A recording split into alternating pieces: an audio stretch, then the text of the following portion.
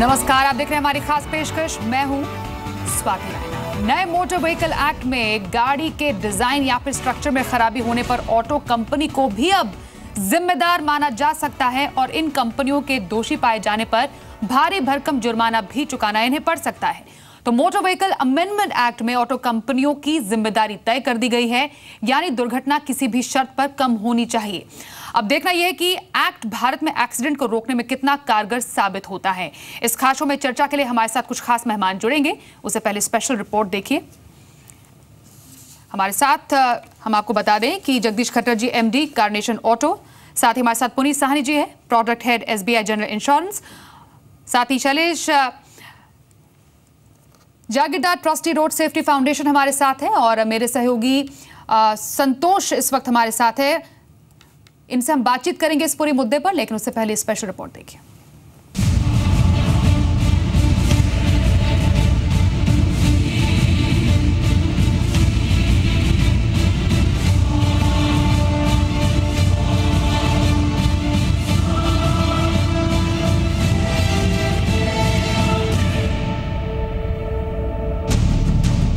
सड़क दुर्घटना के लिए मुख्य तौर पर सारी जिम्मेदारी ड्राइवर की ही मानी जाती है।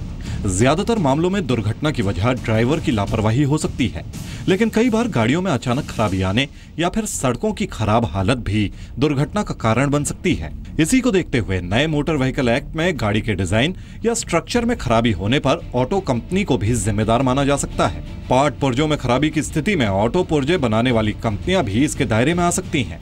नए कानून के अमल में आने पर ऑटो कंपनियां किसी भी खामी को नजरअंदाज नहीं कर पाएंगी, बल्कि सक्रियता दिखाते हुए खामी वाली गाड़ियों को वापस लेना होगा।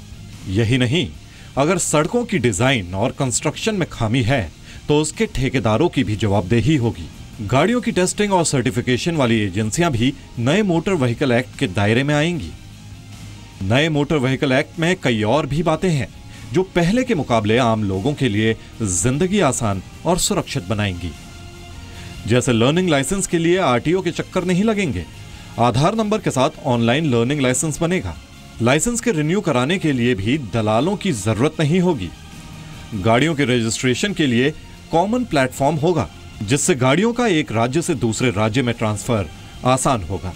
इंटीग्रेटेड प्लेटफॉर्म से गाड़ियों की चोरी भी मुश्किल होगी। सहूलियतों के अलावा नए नियम में यात्रियों की सुरक्षा के लिए कई सख्त प्रावधान भी हैं। जैसे शराब पीकर गाड़ी चलाते हुए दुर्घटना होने पर ड्राइवर से भी हर्जाना लिया जाएगा। किसी माइनर की गाड़ी चलाने और उससे दुर्घटना होने पर पेरेंट्स को 3 साल तक की जेल हो सकती है। साथ ही गाड़ी का रजिस्ट्रेशन भी रद्द किया जाएगा। दुर्घटना के पीड़ितों को बीमा सुरक्षा देने के लिए मोटर व्हीकल एक्सीडेंट फंड बनेगा। अच्छी बात यह भी है कि अगर सड़क दुर्घटना होने पर अगर कोई किसी की मदद के लिए आता है तो उसे पुलिस या एजेंसियां परेशान नहीं करेंगी। नए कानून के तहत दुर्घटना पीड़ितों की मदद करने वालों को पूरी तरह से सिविल और क्रिमिनल मामलों से बचाव का इंतजाम किया गया है। अनुराग शाह, जी मीडिया, मुंबई। तो अब सिर्फ गाड़ी का ड्राइवर ही नहीं, बल्कि जो कंपनी आपकी गाड़ी बनाती है, कोई भी मैन्युफैक्चरिंग फ्लॉ होता है या फिर कंस्ट्रक्शन में कोई कमी है, गाड़ी की मैन्युफैक्चरिंग लेवल पर कोई कमी होती है जिसका बाद में पता चलता है, जिससे कि एक्सीडेंट का शिकार आप होते हैं, उसके लिए भी कड़े प्रावधान नए मोटर व्हीकल संशोधन एक्ट में दिए गए हैं।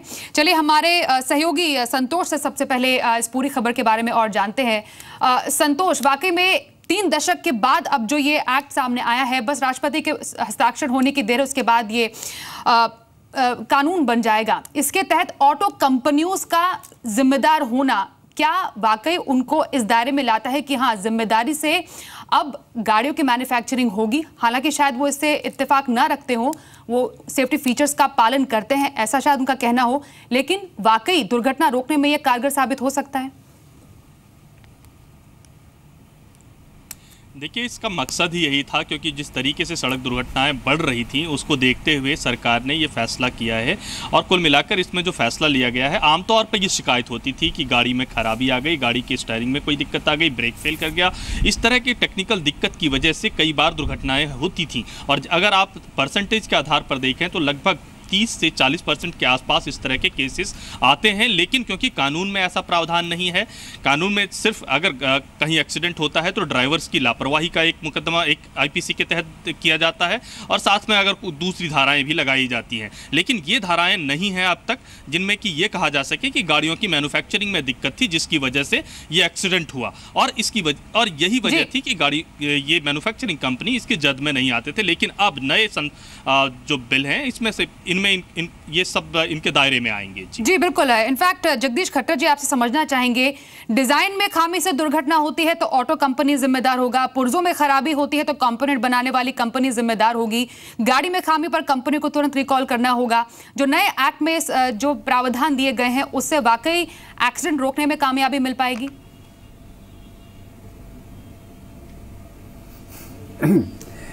देखिए, अगर टाइम देंगे, जो एक्सीडेंट होता है वो कई रीजंस होते हैं और हमें बहुत खुशी है कि ये बहुत सालों के बाद ये एक्ट पास हुआ है। जैसे कि मिस्टर अनुराग ने पहले बोला है, सबसे पहले लाइसेंसिंग जिस तरीके से दिया जा रहा था अब उस पर कंट्रोल हो रहा है। अगर ड्राइवर ठीक नहीं होगा तो गाड़ी की क्या क्वालिटी होगी कोई फर्क नहीं पड़ता है। आपको मालूम है किस तरह से ड्राइवर को लाइसेंस दिया जाता है, तो इसमें अब कंट्रोल किया जा रहा है। एक बहुत ही मेजर है, क्योंकि जो कह रहे हैं एक्सीडेंट होता है, रैश ड्राइविंग होती है, ड्राइवर्स फॉल्ट होता है, क्योंकि बहुत से इक्विप्ड नहीं होते हैं, तो उसको कंट्रोल किया जा रहा है। दूसरा, सड़कों की बात हुई है। जी हाँ, सड़कों की वजह से भी होता है और उस पर उन्होंने, जो मुझे थोड़ी हैरानी हो रही है कि जिस कॉन्ट्रैक्टर ने सड़क बनाई है उसको पकड़ा जाएगा। मेरे ख्याल में जिस गवर्नमेंट ऑफिसर ने उसको पास किया है उसको भी पकड़ा जाना चाहिए। तो एनीवे, ये है तो उसको किया जा रहा है। अब जहाँ तक रहा गाड़ियों का, देखिए गाड़ियों, जैसे आपने खुद ही कहा, वो सारे सेफ्टी मेजर्स वगैरह पास करते हैं, लेकिन फिर भी गाड़ियों में त्रुटि होती है जब एक्सीडेंट होता है। उसका क्या कारण है? हम ऑटोमोबाइल इंडस्ट्री पिछले 15 साल से कह रही है कि एनुअल सेफ्टी सर्टिफिकेशन होना चाहिए। उसका मायने ये है कि नई गाड़ी जो होती है पहले 2 साल या 3 साल उसको कुछ नहीं करना पड़ता है, लेकिन उसके बाद हर साल एक ऑथराइज्ड, वेल इक्विप्ड, ट्रांसपेरेंट अच्छी जगह पे जाके गाड़ी को दिखाना चाहिए, जिसमें वो देखेंगे कि ब्रेक ठीक है या नहीं है, टायर ठीक है या नहीं है, स्टीयरिंग ठीक है या नहीं है, बाकी चीजें हैं। अगर वो ठीक हो जाती हैं तो बाद में जाके वो मॉल फंक्शन नहीं करेंगी। आप ये सब कह रहे हैं कि मैन्युफैक्चरर्स पे ये होगा, मैन्युफैक्चरर्स पे होगा। अरे भैया, मैन्युफैक्चरर तो गाड़ी ठीक देता है, उसकी मेंटेनेंस होनी चाहिए, उसको एनुअल देखना चाहिए कि ठीक हुए या नहीं हुए हैं। जब वो होने लग जाएंगे, अगर उसके बाद कोई एक्सीडेंट, माल फंक्शनिंग होती है तो जरूर मैन्युफैक्चरर रिस्पॉन्सिबल होंगे, लेकिन वो गाड़ी फिट फॉर रोड तो होनी चाहिए पहले। तो ये एक्ट जो कह रहा है कि एनुअल सर्टिफिकेशन होगा थ्रू मैकेनाइजेशन और अक्टूबर 2018 से शुरू होगा, ये बहुत भारी स्टेप होगा। लाइसेंस की बात हो गई है, सड़क की बात हो गई है, अब गाड़ी की जो क्वालिटी ऑन द रोड है अगर वो देख ली जाती है तो एक्सीडेंट अपना आप कम होंगे। तो गाड़ी की क्वालिटी सही होनी चाहिए। जी Jagdish ji, annual safety certificate होना चाहिए। क्या गाड़ी जो है आपकी वो रोड के लिए फिट है भी, इसकी जांच शुरुआती स्तर पर ही होनी चाहिए। इनफैक्ट शैलेश जागीरदार जी, आपसे समझना चाहेंगे, क्योंकि यहाँ पर सेफ्टी मेजर्स की भी बात हो रही है, एक बहुत बड़ा ये फैक्टर है। एंट्री लेवल गाड़ियों में अभी हमारे पास एयरबैग्स नहीं है, जिसको लेकर काम आगे जाके कुछ साल 2 साल के बाद चलेगा। लेकिन फिलहाल अगर हम बाकी कंट्रीज से कंपेयर करें, अमेरिका में जो सेफ्टी फीचर्स है वैसे इंडिया में शायद नजर नहीं आते हैं। तो ऐसे कौन से फीचर्स है जो बाकी कंट्रीज में है और वो भारत में लाने की जरूरत है, जिससे कि हम उनके स्टैंडर्ड को मैच करें? और रोड एक्सीडेंट की जहां पर बात होती है, कम से कम मैन्युफैक्चरिंग फ्लॉ की वजह से तो हो ही ना। एक्चुअली मुझे लगता है कि सबसे पहला जो पॉइंट है कि लेफ्ट साइड मिरर, अपने यहाँ इंडिया में आई थिंक खाली ड्राइवर साइड को मिरर देते हैं, रेयर व्यू मिरर, और लेफ्ट साइड वालों को देते नहीं है। तो बेसिकली आई थिंक दोनों अगर साइड में मिरर आ गए तो सेफ्टी और बढ़ जाएगी। ये तो सबसे पहले करना चाहिए। और बेसिकली एयरबैग जो आप बोल रही है, वो एक चीज़ धीरे धीरे बैग हर गाड़ी में लानी चाहिए, क्योंकि ये मैन्युफैक्चरर क्या कर रहा है कि कॉस्ट कम करने के लिए बेसिकली एयरबैग डाल नहीं रहे, तो उनको ये करना पड़ेगा कि भैया गाड़ी में एयरबैग डालो और गाड़ी को और सेफ चालू करना चालू करो। एंटी लॉक ब्रेक्स जो है वो अभी आ रहे हैं, वो सब गाड़ी में आ गए, तो आई थिंक धीरे धीरे गाड़ी भी सेफ हो जाएगी। और ये जो R&D जो बोलते हैं, उन लोगों ने ये R&D करना चाहिए। कि गाड़ी में और कैसे नई चीज़ें ला सकते जिससे ड्राइवर को सेफ हो जाएगा और वो भी चला सकता है बराबर। तो वो चीज़ देखनी चाहिए। और साइड में डिज़ाइनिंग, आई थिंक अपने यहाँ हाईवेज बढ़ रहे हैं तो उसकी डिज़ाइनिंग भी उनको अच्छी करनी चाहिए। बैंकिंग ऑफ द कर्व जो बोलते हैं कि टर्निंग के ऊपर जो एंगल रहना चाहिए कि जिससे गाड़ी स्किड नहीं हो जाएगी और दूसरी तरफ फेंकी नहीं जाएगी, तो ये जो चीज़ है हाईवे में लानी चाहिए। तो उसी वजह से बहुत फ़र्क हो जाएगा।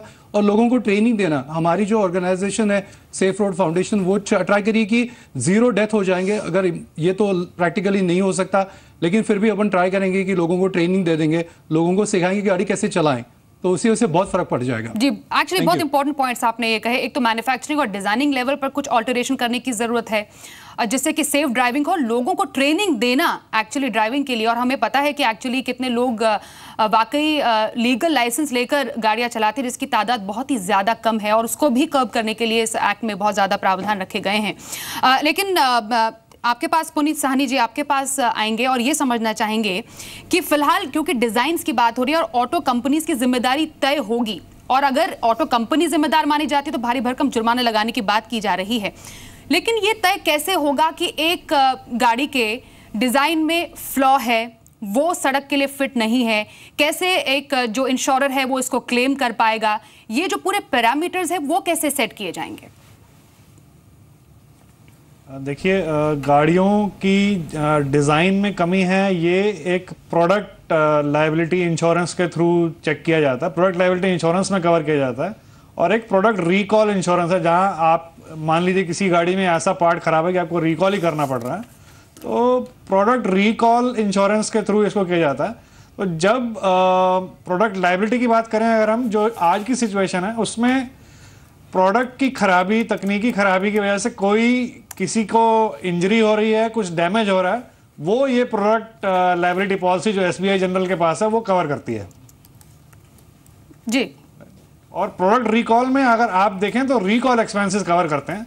तो उस तरीके से मैन्युफैक्चरर्स ये इंश्योरेंस लेके अपने आप को थोड़ा सिक्योर कर सकते हैं, कंसीडरिंग कि ये जो गवर्नमेंट एजेंसीज हैं जो इस चीज़ पर अब और ज़्यादा टाइटली नज़र रख रहे हैं और इसको एक्ट में लेके आए हैं जिससे कि जुर्माने ज़्यादा बढ़ सकते हैं। जी जी।